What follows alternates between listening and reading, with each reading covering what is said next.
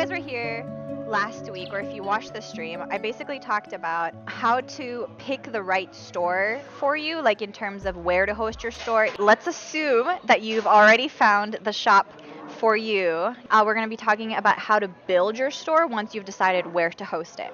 There are a couple main points that you absolutely need to cover before opening your shop to the public.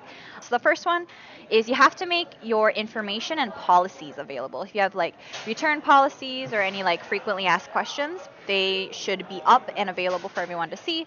You should make your shop pretty. Technically, it's not necessary, but I feel like as artists and as crafters and stuff, everybody wants your own shop to look pretty. So I have that in there. The third one is to list your products. So have your products actually up and ready to go for people to buy. And the last one is some administrative work, which includes setting up money and shipping. Setting up shipping is a really big part on its own, and I have a separate shipping section because I feel like that's a really big part of online sales, and so I'm going to talk a little bit more about that in the shipping section. So let's just start with the first point, which is making information and policies available for your customers. You should put on your website anything that you want. For example, if you were a buyer, you would want to know about the seller. And also as a seller, what you want your customers to know. The first one that you should probably have is like some kind of an about section. And so this can be something that like anything from talking about yourself, talking about your art. If like you do a craft and there's like a really specific way you do your craft and you want to share that, if you want to talk about your art, this is the place to do it. I do also think it is a good idea to put where your shop is located. And I'm not talking about like specific addresses, but I'm talking about like Canada or like New York or California. And I think that's a good idea because just by seeing that location for your shop, the customer already has kind of a vague idea of like how long the shipping will take or how much the shipping will be. And so, for example, if I go to a store and let's say the store's from the Philippines, if I see in the about section that her store is in the Philippines, I already know in my head, oh, okay, well, shipping's going to be a little bit more expensive. It might take a little bit longer to get there. I have like a specific mindset. But if I don't know that and I go to the cart and I like try to check out and it suddenly says like $15 shipping and it kind of like catches you off guard. And so if you have that up there in like to begin with, it doesn't really catch your customers off guard, in my personal opinion. Something else that's really important to put up is any kind of return policies or refunds or cancellations that you do or do not do. Do you allow returns? If you do, what's your duration? Like, can someone return something only within a week, maybe within a month? If you do cancellations, at like what kind of specific cases do you do cancellations or refunds or stuff like that? Just to have them all out there. And the last thing, and I think really the thing that most customers are most interested in, is the shipping info. By that, I'm talking about things like processing time. Once a customer puts an order down, how long will it take you as the seller to pack and get it out of your house? What do you want to do if things are damaged in transit? Do you ship internationally? You don't have to ship internationally if you're just starting out. You just need to make sure that that setting is not available, but that's fine. You just need to say it probably. And things like customs information, if it's an international package and the package that you send out to your customer gets stuck in customs, then the customer is in charge of paying for that customs tax, but it'll be beneficial for you to actually have that stated on your website. The biggest point to keep in mind, I think, is that shop information is, of course, information for the buyer to keep in mind when they're shopping, but at the same time, it is also made to protect you as the seller. And so if you, for whatever reason, like an order goes wrong, let's say a package goes missing, a package is damaged in transit, if the customer tries to do, for example, like a chargeback on their PayPal or something, if you have things written in your shop that was like, if the item is damaged, please contact me first, or if the item is damaged, we're not the seller is not responsible or something. If you have that, they don't have much of a say because you've already stated that. Make sure you are as thorough as you want to be. It will protect you in case something happens. So that is mostly it about the information. You don't want to put any information you don't want people to know. Probably don't want to put like your full address just on top in your store or something like that. The second point here is about making your shop pretty, like designing your shop, building your shop. So before I kind of get into actually building the store, I kind of want to talk a little bit about store branding. When I talk about store branding, it is basically a conglomeration of your own artistic style, your craft style, but it also includes a brand aesthetic and also a brand personality. So that includes things like if you are communicating with a customer for customer service, that is also part of your brand personality. All of that kind of like compiled together is considered your store branding. It's essentially the store's identity. If you have kind of an identity set in mind, at least even if you just think about it for a little bit and kind of have an idea, it'll make it much, much easier when you are doing like all of these things. If you have that specific store branding in mind, it's easier to go back to it and make your shop more cohesive. It's kind of like a reference point from where everything happens. Of course, you don't like it's not like you can just think of a store branding and like have it be your store brand. For example, I never had like a store brand or anything when I first started Artist Deli. I just started buying boxes or like little book stands and things to put on my Artist Alley table. And what I realized after like a year is that every single thing that I had bought was mint colored because it was my favorite color. And I also had like a bunch of white like lacy tablecloths and stuff, and I guess now this is my brand. It just like happened. It's not like a really big deal if you can't think of a store branding right away when you're just starting out, but it's definitely a good idea to continue thinking about it as you go. So now that we talked about our store branding, we can kind of get into the actual aesthetics of the store. So the first thing I want to talk about is shop design. What I think is a good way to think about shop design is that the way your shop is laid out, the design of your shop, is basically a frame for your products and your product photos. You basically design your store while thinking about what would make your products look good. If you buy a painting, for example, and you want to buy like a really nice frame for it, you don't think about them separately. If you're buying a frame for it, you think about the painting and think about like the frame that would go well with your painting. So I have like example screenshots of my friends' stores in here. Unless they don't have a name in the screenshot, they're all like my friends. For example, this is Chio's website. Her shop is on Big Cartel. If you have a store on things like Big Cartel, Ticktail, any of the big e-commerce sites like Wix or Squarespace or stuff like that, you have a lot of say in terms of the design of the actual shop. In Chio's case, she went with a really minimalistic sans serif, like little cute font. She can probably control her text to any link colors, so she went with like a gray instead of a black. And then the last thing that's probably pretty good to think about is listing composition.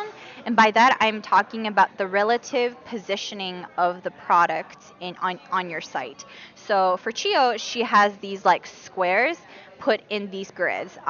So her store has this really minimalistic, really symmetrical kind of style. These are just like kind of things to keep in mind. Of course, I'm not saying like your store has to be symmetric or anything like that.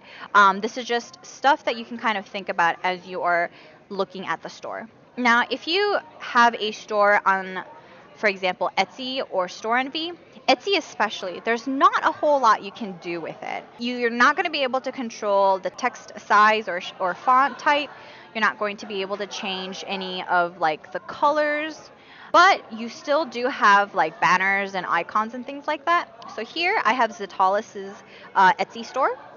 In her case, she has a really big banner of one of her pieces, and it kind of gives like a shopper who's just coming into her store like a really good like glance at what her style is, and then they can kind of know what to expect for the rest of her store. If you aren't able to control the actual aesthetic of the store in terms of design, you always have like product images that you can work with, so it might be a good idea to try to put a little bit more effort into that instead.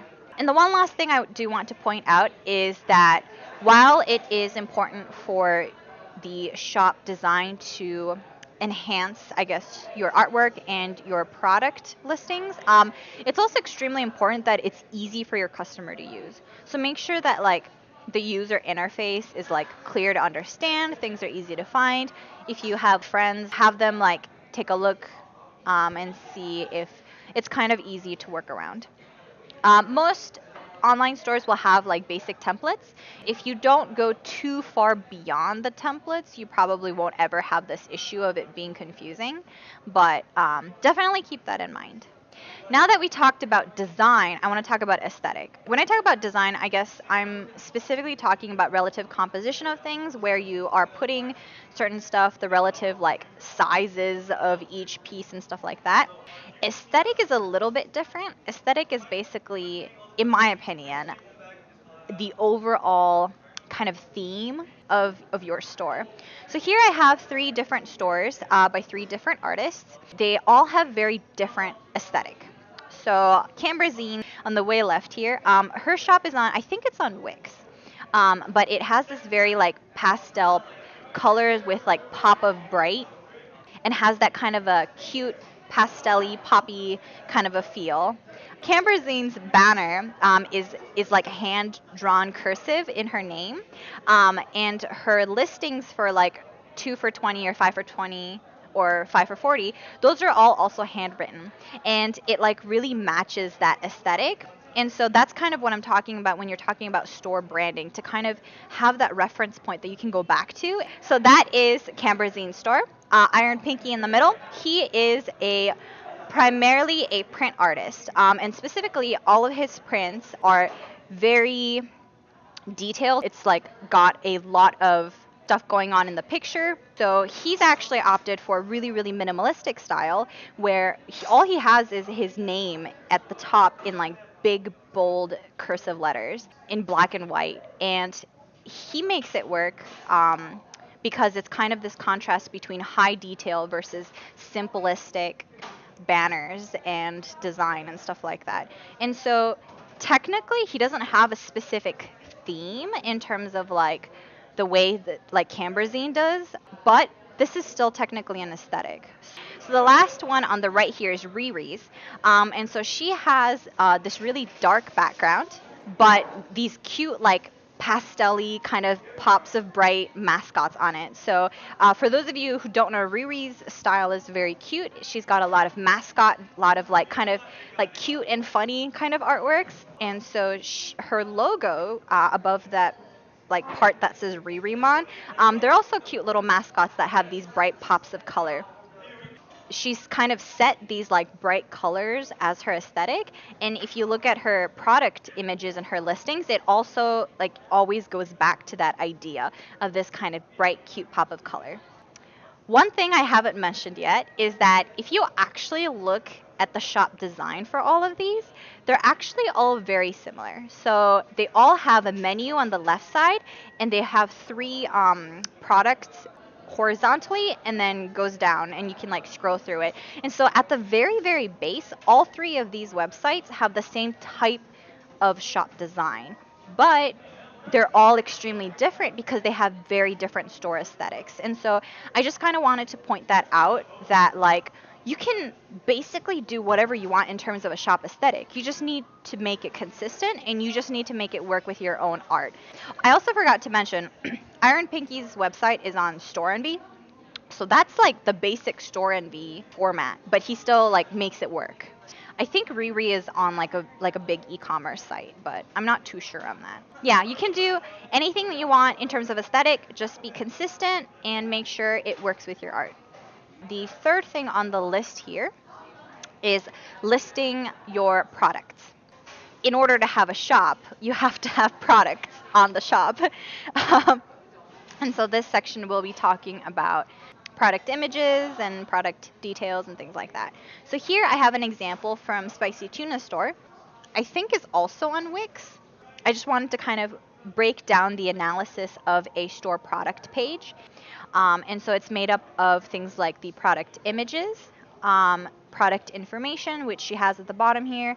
On the right, she's got the product title, which should describe, your product, and then also a listing, or also a pricing, excuse me. And hers is written in like this pink here. Pricing is kind of up to you. I kind of touched on this in my other Artist Alley 101 video, so I'm not really going to talk about like pricing or anything like that. We're going to talk a little bit more about the other three, which is product images, information, and title. And tags, but that kind of follows into the title. So, okay, I did want to talk about product images. It's like what you first see of your product, and so it's basically having a first impression. It's very, very important, I think. So there's mainly two different types of product images. The first one is an informational image, and the second one is an aesthetic image. Like my last stream, none of these are actually professional terms, so I don't know if you'll actually get anything if you like Google search these, but this is just what I'm going to call them because it makes sense to me. The point of an informational image is to showcase the product as clearly as possible. These need to be very easy to read. The product needs to be as clearly read as possible. It should be brightly lit so that it's not dark and hard to see. The focus of the image should fall entirely on the product.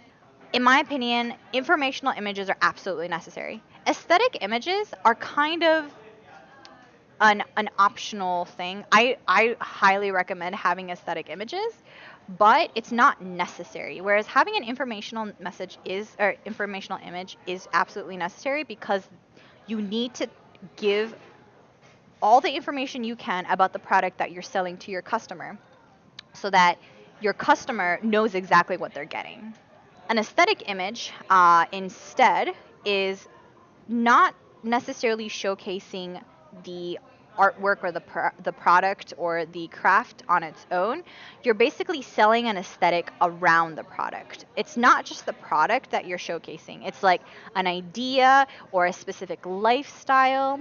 I personally suggest using an aesthetic image as your main picture. It's as like the first picture that you see when you click on the listing, because an informational image might be very important in order to get information to the customer, but an aesthetic image, in my opinion, is the one that sells it. This might be a little bit confusing, so I brought some examples. One of the big industries that does this all the time is the fashion industry. So this is pictures that I saved from Style Nanda, and I feel like this is a very good comparison of what an informational image and an aesthetic image is. So an informational image, it's just the sweater on its own. There's nothing pretty about it. It's just, this is the sweater. And it's got different angles and stuff. If you have a craft and it's different all the way around, you should definitely take pictures of all of that. If you have a double-sided charm, you should probably take pictures or at least show it. Whereas the aesthetic image on the right here, it is selling that sweatshirt, but it's selling the entire package of the aesthetic. It's selling this rich but chill Sunday afternoon with nice lighting and good hair and makeup. That's the idea that this image is selling. And so it's meant to sell kind of this feeling where, oh, if I buy this sweater, I'm going to be one step closer to this aesthetic. And so because of that, I think aesthetic images do a much better job of selling an item than an informational image. Now let's go on to actual Artist Alley examples instead of fashion examples. So here I have a Kingdom Hearts notebook by Lanthanoid on Etsy, or Ellen, for those of you who know her on Twitter and stuff. So she has her informational image of these notebooks where it's just the front and the back of the notebook straight on. There's nothing around it. It's just nice and clean, really easy to look at. She has minimal background. She essentially has no background. And on the right here, she has her aesthetic image for the notebook. She has a notebook. She's surrounded it with like stationery goods. She's got graph paper. She has this Kingdom Hearts stand in the back here. For those of you who aren't a part of the fandom, you might not recognize it, but I have that exact same stand. It's an official Kingdom Hearts stand. It's all kind of selling this aesthetic where it's like college study aesthetic. You can imagine kind of like a cute girl coming, like grabbing it and like take notes with it or something like that. So it's selling that kind of idea, that lifestyle is what that aesthetic image is doing. Um, so I have more examples. So this is actually my own stuff. So this is Final Fantasy Tactics Advance 1 and 2's charms. I did want to pull this out because I did want to mention that in order to have that informational image, it doesn't necessarily have to be like completely white. So in this case, I have my charms, and it's sitting on top of my white DS light. And so there is a prop, there is stuff going on, but it's simplistic enough and it's not detracting enough that you can use it as an informational image. So I don't want to make it sound like informational images have to be kind of like not ugly, but like really simple, like straightforward images. You can make it like this. You just need to make sure that the charms have, or whatever your product is, have the main focus. If you have props, it's not distracting. If you have backgrounds, it's not distracting. Things like that. On the right, I've basically just moved it over a little bit and I've opened the DS Lite. The game that's being played on the back there is pt.2. So somebody who is interested in that charm would probably recognize it. And so I'm kind of selling to that nostalgia as well. So these are like the kind of tips, I guess, that I have about product images. Of course, these aren't like absolute rules. You guys can do whatever you want, and everybody's art is so different that like everybody has different ways of making it work. These are just personal tips and tricks that I have found like worked for me when I think about it. I do also want to talk a little bit about how to take actual images. If you have a product and you want to take a nice image of it, there are a couple of tips that you can do to make your product have good lighting. And I think lighting makes a really big difference. If something is lit clearly, you can see the art clearly, and it really kind of brings out the product. It's the same idea as like if you're taking a selfie, if you have good lighting, your selfie is going to turn out great. If you have terrible lighting, your selfie isn't like, even if you're really cute, your selfie might not look as great if your lighting is not very good. So the first tip that I have is to use flood or natural light. So that's just like a lot of light coming in from like a really big space. So I personally almost always take pictures next to the window, especially like try to find like a really big window. You get like a lot of light coming in and kind of like floods that scene.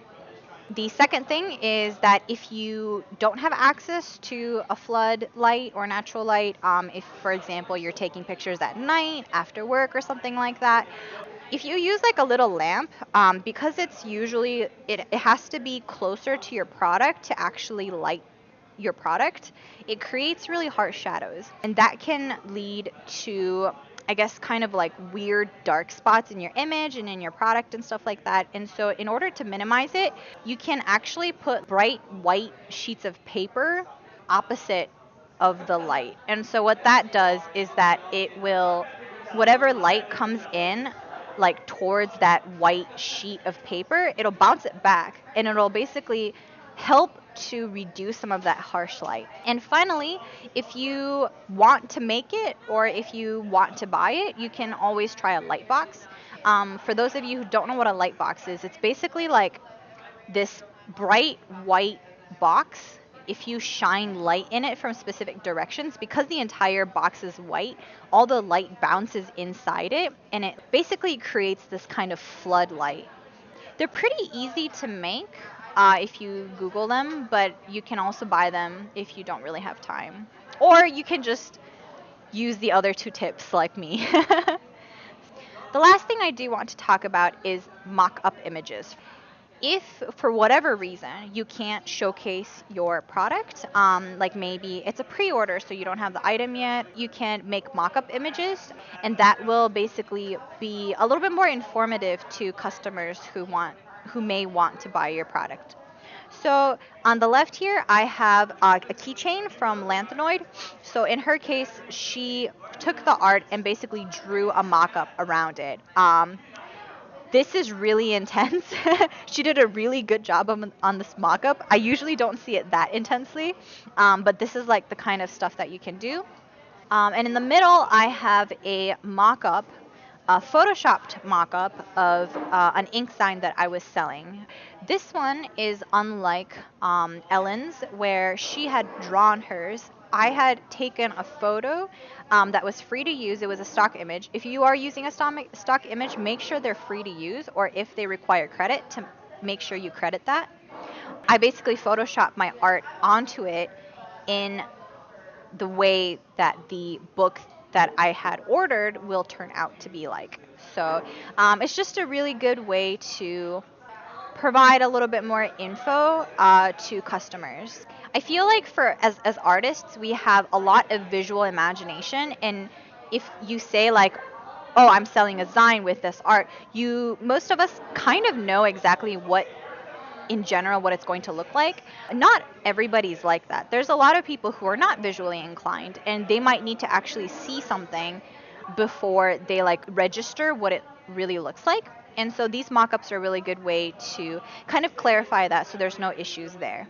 The second thing that I want to talk about in terms of a product listing is product information. There is a couple different things that you should definitely hit when you are writing your product information. So obviously the big one is the subject topic.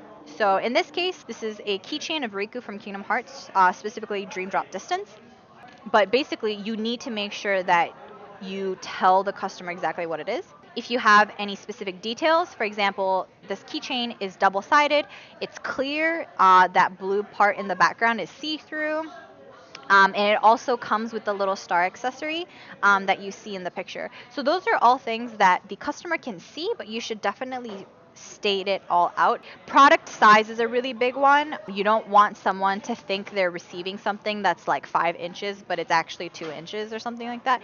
This isn't entirely necessary, but I usually like to put any shipping and packaging details for specific items. I personally especially say it for prints. So if I'm planning to ship my prints rolled up versus flat, I will say that because some customers prefer their products to be flat or rolled up in a poster tube. And so if they see that in the shipping and packaging details, if they really don't like that, they can message you. So it's just to prevent any of that kind of misunderstanding.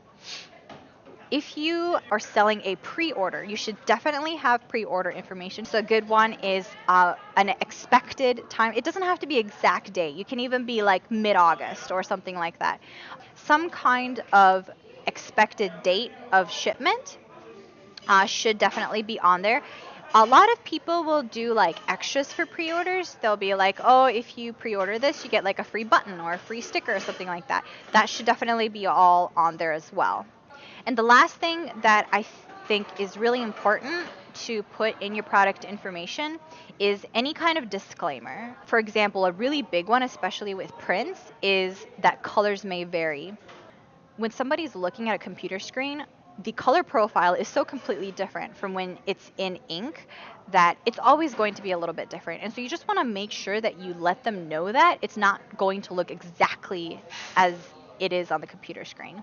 Basically, everything in the product information, again, it's just information that the buyer might be interested in, but also information that would protect you as a seller in case something happens. Oh, another really big one with disclaimers, actually, is a size disclaimer. So I like to sell my prints at full bleed, which means the drawing or picture or whatever goes all the way out past the edges. But depending on which print shop I go to, they either make it a little bit smaller than the 11 by 17 standard size, or they'll print it on a 12 by 18 and then cut it to exactly 11 by 17. And so If you just say like sizes may vary by like half an inch on each dimension or something like that, you don't ever have to kind of worry about that. Be thorough, have as much information as you think is necessary. Okay. And the last thing I want to talk about for products is tagging and SEO. SEO specifically refers to search engine optimization, and this is going to be really important if you're selling on a centralized store like Etsy or Store Envy. Really, really Etsy. But Store Envy also, there's a lot of people who uses the marketplace. So this is something that's really important. What I mean by that is that you need to make sure that your title is exactly what your product is. If they have like a tagging section like Etsy does, you should tag it with all of the tags that applies to your product, but don't be too vague.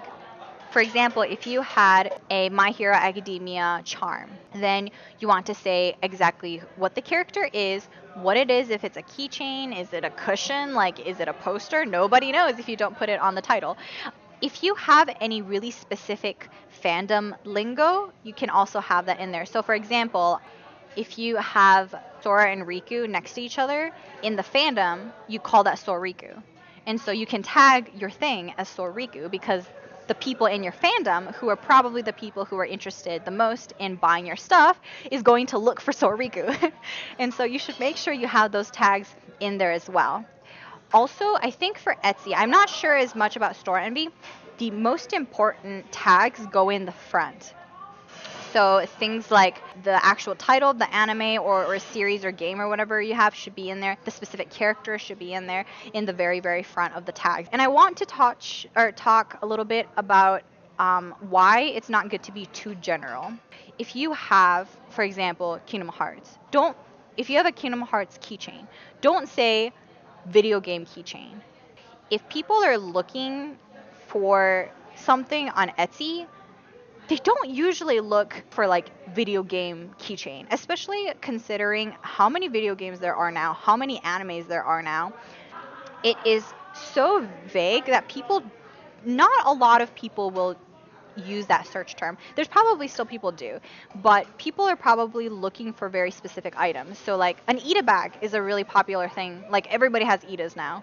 If you're looking for a Persona 5 Ida, right? You don't look up video game keychain to look for Persona keychains. You look specifically for Persona keychains, or you look specifically for like Anne keychains or something like that. So generally, it's a good idea to be pretty specific. People who are looking to buy your stuff, the ones who are the most interested in buying your stuff, are going to be most specific, like they're going to be looking for very specific things and they're going to be using specific search terms. So you want to cater to that. Just want to quick talk about the last section here, which is setting up your money and your shipping. So again, shipping stuff I'm going to talk about in the shipping section. You definitely have to set up any kind of money things beforehand. So if people buy your stuff, you want a way to get that money. If you have any PayPal accounts, bank accounts, you should definitely set those up. I can't actually talk a whole lot about this because this setting up process will vary for a lot of sites. So for example, Etsy has a direct bank deposit where you will need to provide them with like your bank checking account. Ticktail has something similar called Ticktail Payments, but they also have PayPal, so you'll need to set that up as well. Store Envy has like PayPal and Stripe and things like that. So just follow the directions that the website gives you. The only other thing I do want to mention about setting up your money is that usually the first transaction that you have, like once you have everything set up, is going to take a while. And what they're doing is they're basically making sure that your bank account's real, that your PayPal account's real, it's hooked up correctly. And so there are like cases where you might have had an Etsy order, but you won't get the money for like another week or two. If you can't wait for that, it might be a good idea just to like have a test order, I guess, have something up for sale for like $1, and then like just do it, buy it yourself, make it go through the entire system so that the second time there is a payment which might be like a real customer. You don't have to have that waiting time. Just be aware that there is kind of this like time discrepancy that sometimes happens when they're checking your money and things like that. Okay, so that's it for setting up your store. That went a lot faster than I thought it would.